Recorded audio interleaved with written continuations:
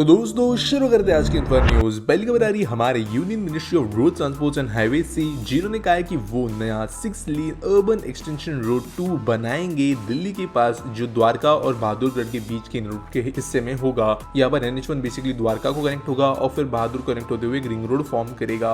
8,000 करोड़ रुपए का प्रोजेक्ट है और सबसे ज्यादा इंटरेस्टिंग बात ये है कि इस प्रोजेक्ट को बनाने के लिए 20 lakh ton of plastic garbage जो दिल्ली के डंपिंग ग्राउंड्स में पड़ा है उसका इस्तेमाल करते हुए फिलिंग की जाएगी। जो भरने का काम होता है वो यहाँ पर किया जाएगा। 27 फ्लाईओवर, 26 छोटे ब्रिज, 17 पेडेस्ट्रियन सबवेज, ऐसे कुल अलग अलग चीजें होगी इस वाले ब्रिज के अंदर। अगली दोस्तों खबर जो आ रही है वो है गोवा से, जाके सीएम के द्वारा लॉन्च किया गया है स्टेट का पहला AI based traffic management system Goa के मर्सिस जंक्शन के ऊपर। तो ये बेसिकली इस तरीके का ट्रैफिक सिग्नलिंग सिस्टम है जो कि ट्रैफिक मूवमेंट को मॉनिटर करेगा, देखेगा कहाँ पे कितनी जरूरत है, एम्बुलेंस जैसे व्हीकल्स को वो प्रायोरिटी दे सकता है और ऐसे जंक्शंस के अंदर का ट्रैफिक मैनेजमेंट इसको जैसे बेहतर होगा ऐसी उम्मीद जताई गई है।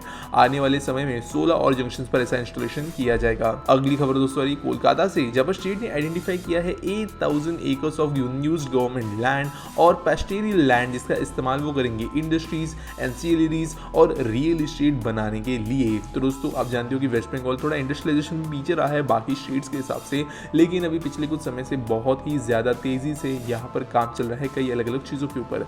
इसकी वजह से गवर्नमेंट ने कहा है कि एंटरप्रेन्योर फ्रीडम को उनके प्रोजेक्ट्स प्लान करने के लिए गवर्नमेंट जो है पूरी सपोर्ट देगी और इसके लिए ये लैंड आइडेंटिफाई किया गया है। अब ये ऐसी जमीनें हैं जो सरकार उसमें पहली थी, यहाँ पर नए एक्विजिशन की बात नहीं की गई है, ये पहले से मौजूद जमीनों का बस आप कह सकते हो बेहतर तरीके का यूटिलाइजेशन किया जाएगा। अगली खबर दोस्तों ये टाटा मेमोरियल सेंटर हॉस्पिटल से, जहां पर इन्होंने कुछ नए प्रीमियर इंस्टीट्यूशंस के अंतर्गत नए ट्रीटमेंट शुरू किए हैं और कहा है कि वो जल्द ही यहाँ पर 2 लाख नए पेशेंट्स का ट्रीटमेंट वो करेंगे। यहाँ पर इन्होंने कहा है कि नए लो कॉस्ट इंजेक्शंस, कुछ दूसरे नए तरीके की टेक्निक्स की वजह से ये ज्यादा संख्या में लोगों को ट्रीट कर पाएंगे। करेंटली 80,000 न्यू पेशेंट्स हर साल मुंबई के टाटा मेमोरियल हॉस्पिटल में देखने मिलते हैं, लेकिन ये बढ़ जाएगा। अगली दोस्तों खबर आ रही है वो है हमारे दीनदयाल उपाध्याय ग्रामीण कौशल्य योजना से रिलेटेड, जहाँ पर कहा गया है कि women and youth from rural area जो है उनको आयुर्वेदा में स्किल करने के लिए गवर्नमेंट इस स्कीम के अंतर्गत कोर्सेज ऑफर करना शुरू करेगी। दोस्तों ये जो स्कीम है DDU-GKY, इसके अंतर्गत वैसे भी कई सारे कोर्सेज ऑफर किए जा रहे थे मार्जिनलाइज्ड सोसाइटी के हिस्सों को, और अभी आयुर्वेदा भी इसके अंदर ऐड कर दिया गया। अगली दोस्तों खबर आ रही है वो है बेंगलुरु से, जहां पर अपकमिंग समय में एक नया इंटीग्रेटेड लाइफ साइंसेस क्लस्टर देखने मिलेगा एटीबेले में, जो कि साउथ बेंगलुरु में आता है। यहाँ पर उम्मीद जताई गई है कि 2500 करोड़ का इन्वेस्टमेंट आएगा, 15,000 स्किल्ड और सेमी स्किल्ड जॉब यहाँ पर क्रिएट होंगे और 52 एकड़ के साइट पर इसका टोटल डेवलपमेंट होगा, जहाँ पर 2.2 million square feet of space develop किया जाएगा स्पेसिफिकली रिसर्च एंड डेवलपमेंट के लिए। अगर हम जैसे ऑब्जर्व करें तो बेंगलुरु वो शहर बनते जा रहा है देश के अंदर जहाँ पर मैक्सिमम कंपनीज अपनी रिसर्च एंड डेवलपमेंट के लिए इन्वेस्ट करती है, और इसी के अंदर ये ग्रोथ अच्छा है क्योंकि इंडिया में मैन्युफैक्चरिंग तो होने लगी है, लेकिन रिसर्च एंड डेवलपमेंट में अभी भी बहुत काम करना है। अगली खबर दोस्तों फिर से वेस्ट बंगाल से आ रही है, जहाँ पर गवर्नमेंट ने अप्रूवल दिया है 10 इथेनॉल मैन्युफैक्चरिंग यूनिट्स को बनाने के लिए, जिनमें से एक ने ऑलरेडी प्रोडक्शन शुरू कर दिया है और जो 9 बचे हुए यूनिट्स है ये जल्दी अपने ऑपरेशन शुरू करेंगे।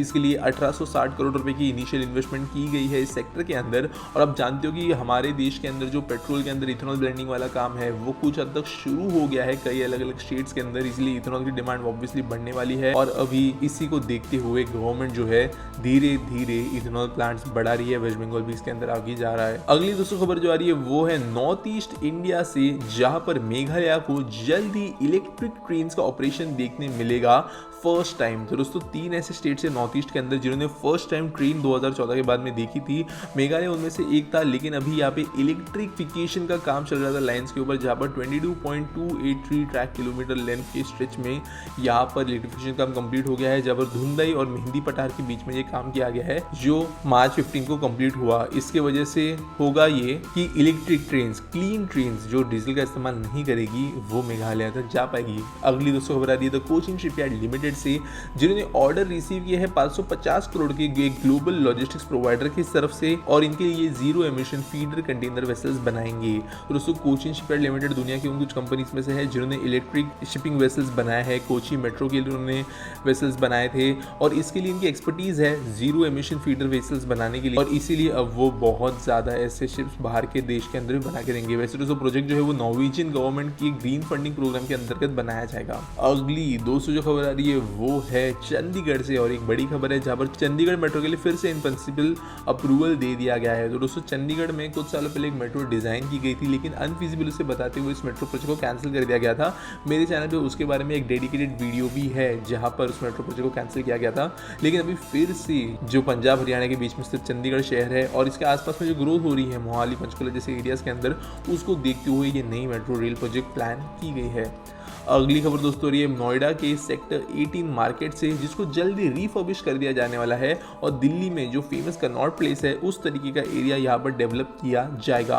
यहाँ पर जो इलाबोरेट प्लान है वो जल्दी गवर्नमेंट लोगों के सामने रिलीज करेगी, और बेसिकली एक ऐसी जगह होगी जहाँ पर मार्केट प्लेस होगा, घूमने फिरने की जगह होगी, रिटेल स्पेसेस अवेलेबल होंगे, और एक आप कह सकते हो एक नया गेट टुगेदर नेबरहुड बनाने की कोशिश की जाने वाली है नोएडा में, जैसे नई दिल्ली के कनॉट प्लेस में है। अगली दोस्तों जो खबर आ रही है वो है वडोदरा एयरपोर्ट से, जहां पर जल्द ही इंटरनेशनल कनेक्टिविटी शुरू होने वाली है और दुबई शारजा जैसे जगहों के लिए फ्लाइट्स यहाँ पर संडे के दिन से शुरू कर दी गई है। वडोदरा भी अभी एक इंटरनेशनल एयरपोर्ट बन गया है। आज के आस्क पीटी सवाल के बारे में बात करें तो साहिल पूछते हैं what benefits do special purpose vehicle companies like DMRC, NHRCL, NCRTC, MMRC etc. have over existing government municipal bodies that lets them carry out their assignments quickly, efficiently and without much compromise।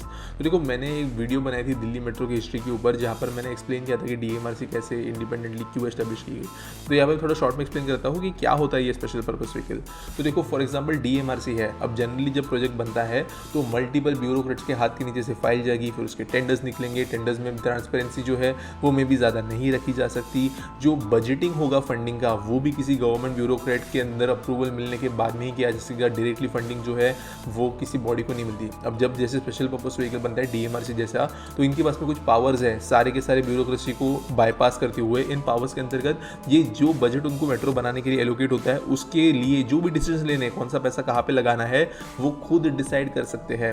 यहाँ पर अगर tenders इनको issue करने हैं तो इनको government bureaucrats की permission की जरूरत नहीं, वो अकेले में कर सकते हैं, खुद इंडिपेंडेंटली कर सकते हैं। अगर जहाँ पे बात ऑपरेशंस की आती है, मेंटेनेंस की आती है, उस समय पर भी ये काम खुद से कर सकते हैं। बेसिकली दोस्तों ये जो PWD डिपार्टमेंट है, म्युनिसिपल कॉर्पोरेशन है, आप जानते हो कि यहाँ पर बहुत सारे बाबू अफसर बैठे होते हैं जो काम को डीले कर सकते हैं, काम के अंदर आप कह सकते हो कॉन्फ्लिक्ट ऑफ इंटरेस्ट आ सकता है कई सारी चीज़ों की वजह से, लेकिन ये जो सारी बॉडीज होती है ये इन चीज़ों को स्किप कर देती है, काइंड ऑफ एक प्राइवेट कंपनी की तरह ही चलने लगती है, जिसकी वजह से यहाँ पर ये इंडिपेंडेंटली काम करते हैं। इनफैक्ट DMRC जैसे जगहों की बात करें तो ये काइंड ऑफ जो एम्प्लॉयज़ भी हायर करती है वो गवर्नमेंट से अलग तरीके का होता है, चाहे वो गवर्नमेंट लगे क्यों ना, लेकिन इसी की वजह से ये कंपनीज एंड बॉडीज़ जो है वो बेहतर तरीके से काम कर पाती है। वैसे स्पेशल पर्पस व्हीकल सिर्फ और सिर्फ इंफ्रास्ट्रक्चरल प्रोजेक्ट्स के लिए नहीं बनते, हर बड़े गवर्नमेंट प्रोजेक्ट के लिए, चाहे वो कोई पॉलिसी इंप्लीमेंटेशन ही क्यों ना हो, स्पेशल पर्पस व्हीकल्स बनाए जाते हैं। उम्मीद करता हूँ सवाल का जवाब मिल गया होगा। आपके पास कोई सवाल है आप नीचे मुझे कमेंट्स में #AskPT के साथ में वो पूछ सकते हो। आपके पास अगर न्यूज़ है तो उसके लिए आपको डिस्क्रिप्शन में लिंक मिल जाएगी। वीडियो अच्छी लगी होगी तो इसे लाइक करना, शेयर करना, सब्सक्राइब करना हमारे चैनल को, और मिलेंगे अगले वीडियो में।